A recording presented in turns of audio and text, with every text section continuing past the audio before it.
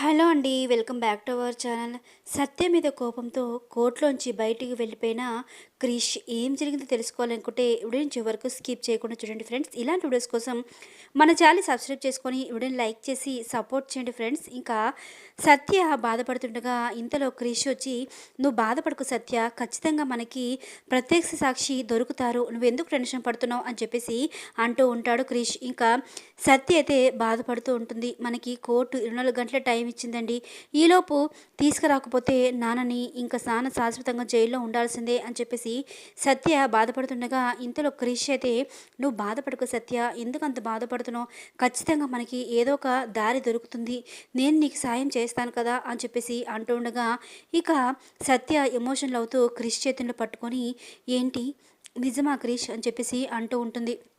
"అవును సత్య, నువ్వు బాధపడుతుంటే నేను చూస్తూ ఎలా ఉంటాను చెప్పు" అని చెప్పేసి క్రిష్ అయితే అంటూ ఉంటాడు. ఇక సత్య పట్టుకునేసరికి, "నువ్వు ఉంటే నాకు ధైర్యంగా ఉంటుంది క్రిష్" అని చెప్పేసి అనగానే ఇంకా క్రిష్ అయితే, "ఇంకెన్నాళ్ళు, 3 నెలలే కదా" అని చెప్పేసి అనేసరికి ఒక్కసారిగా సత్య లేచి నించొని దూరంగా వెళ్ళిపోతుంది. ఇక బాధపడుతూ, "ఇక ప్రజెంట్ నాకు నాన్న గురించి తప్ప నేను ఇంకా దేని గురించి ఆలోచించలేను క్రిష్" అని చెప్పేసి అంటూ ఉంటుంది. ఇక క్రిష్ మాత్రం ఖచ్చితంగా మావయ్య బయటికి వస్తారు అని చెప్పేసి ధైర్యం చెప్పి అక్కడి నుంచి వెళ్ళిపోతాడు. ఇంకొక పక్క హర్ష బయట కూర్చొని ఏదో ఒక ఆధారం దొరికితే బాగుండు అని చెప్పేసి బాధపడుతుండగా ఇంతలో నందిని వచ్చి హర్ష దగ్గరికి వస్తుంది. ఇక హర్ష చూసి, "ఏంటి ఇంకా నిద్రపోలేదా" అని చెప్పేసి అడుగుతూ ఉంటాడు. "నిద్ర పడడం లేదు హర్ష, ఇక్కడ కూర్చోవచ్చా" అని చెప్పేసి అడుగుతూ ఉంటుంది.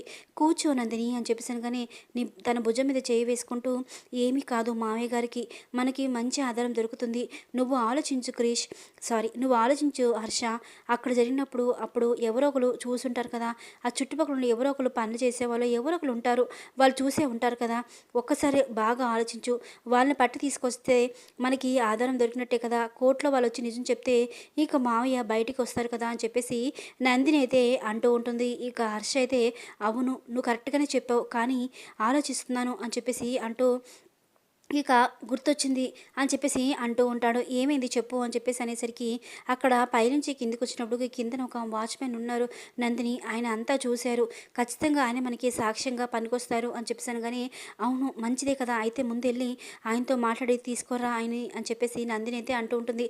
ఇక వెంటనే హర్ష నందిని ఒక్కసారిగా కౌలించుకొని, "థ్యాంక్ యూ నందిని" అని చెప్పేసి అంటూ ఉంటాడు. "ఏం పర్వాలేదు, నేను నీకు ఎప్పుడు తోడుగా ఉంటాను హర్ష" అని చెప్పేసి అంటూ ఉంటుంది నందిని. ఇక హర్ష రాత్రికి రాత్రి వెళ్ళి వాచ్మెన్తో మాట్లాడుతూ ఉండగా, "తప్పకుండా వస్తానండి" అని చెప్పేసి వాచ్మెన్ అయితే అంటూ ఉంటాడు. ఇక "నేను రేపు ఉదయం వస్తాను" అంటే అనగానే వాళ్ళ భార్య అయితే, "ఎందుకండి సాక్ష్యం చెప్పడానికి మీరు రావాలి, నేనే డైరెక్ట్గా కోర్టుకి వస్తాము" అని చెప్పేసి అంటూ ఉంటుంది వాళ్ళ భార్య. అలాగే అన్నట్టుగా హర్ష అయితే అక్కడి నుంచి వెళ్ళిపోతాడు.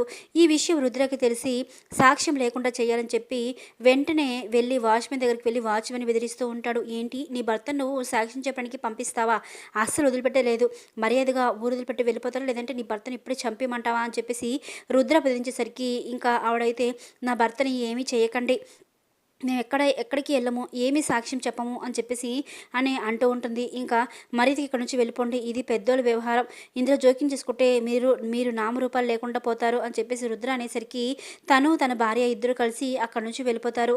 ఇక కోర్టులో ఎంత వెయిట్ చేసినా సాక్ష్యం రాకపోయేసరికి ఇక జడ్జి గారు అయితే, "ఇంక సాక్ష్యం రాలేదంటే తినే దోషి అని మేము మంజూరు చేయాల్సి వస్తుంది" అని చెప్పేసాను. కానీ ఇంకా లాయర్ ధనంజయ్ అయితే, "సార్, నా క్లయింట్ని ఎవరో ఒకరు ఆపారు, ఏదో ఒక శక్తి వాళ్ళని ఆపుతుంది, తనకి ప్రత్యక్ష సాక్షి ఉన్నారు, అక్కడ ఆ బిల్డింగ్ పైన కిందన వాచ్మెన్ పనిచేసే అతనే సాక్ష్యం" అని చెప్పేసి అంటూ ఉంటారు. "మరి రాలేదు కదా, మనకి కోర్టుకు కావాల్సింది సాక్ష్యాలు, మాటలు కాదు" అని చెప్పేసి అంటూ ఉంటారు జడ్జి గారు. అప్పుడే అక్కడికి క్రిష్ అయితే వస్తాడు. ఇంకా "సాక్ష్యం ఉన్నారండి" అని చెప్పేసాను. కానీ "మీరెవరండి" అంటే, "విశ్వనాథ గారు మా మావయ్య, తను నా భార్య" అని చెప్పేసి క్రిష్ అయితే అనేసరికి ఇక సత్య అయితే క్రిష్ని చూసి చాలా హ్యాపీగా ఫీల్ అవుతుంది.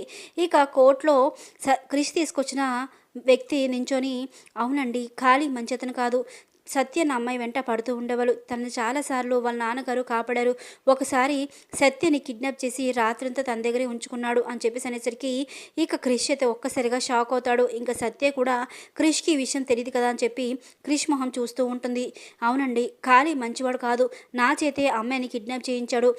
ఆ పెరుగులాట్లో తను పడిపోయాడు తప్ప ఉద్దేశపూర్వకంగా సార్ అతన్ని చంపలేదు అని చెప్పేసి మొత్తం నిజాన్ని చెప్పడంతో ఇంకా జడ్జి గారైతే వినేసి ఇంకా అయితే ఇతను ఏ తప్పు చేయలేదని మేము వదిలేస్తున్నాము అని చెప్పి రాసేసి పంపించేస్తారు. ఇక సత్య అయితే వాళ్ళ నాన్న విడినందుకు చాలా సంతోషిస్తుంది. కానీ క్రిష్ అయితే సత్య చేతులను పట్టుకోవడంతో ఇంకా సత్య క్రిష్ అని చెప్పేసి అంటూ ఉండగా ఇంకా క్రిష్ అయితే సత్య చేతుల్ని వదిలేసి అక్కడ నుంచి వెళ్ళిపోతూ ఉంటాడు. క్రిష్ ఆగు ఒక్క నిమిషం, నా మాట విను అని చెప్పేసి పిలుస్తుండగా, నన్ను మోసం చేసావు, నా దగ్గర నువ్వు నిజాన్ని దాచావు, నాకు ముందే నువ్వు చెప్పొచ్చు కదా, ఎందుకు ఇలా చేసావని చెప్పి క్రిష్ అయితే కోపంగా అక్కడి నుంచి వెళ్ళిపోతాడు. ఇక సత్య అయితే ఆగు క్రిష్ అని చెప్పాను కానీ ఇంకా హర్ష అయితే ఇప్పుడు కోపంలో ఉన్నాడు, ఏం చెప్పినా వినడు అని చెప్పేసి చెప్తూ ఉంటాడు. లేటెస్ట్ ఎపిసోడ్ ఇది ఫ్రెండ్స్. వీడియోస్ ఖచ్చితంగా లైక్ చేసి సబ్స్క్రైబ్ చేసుకోండి.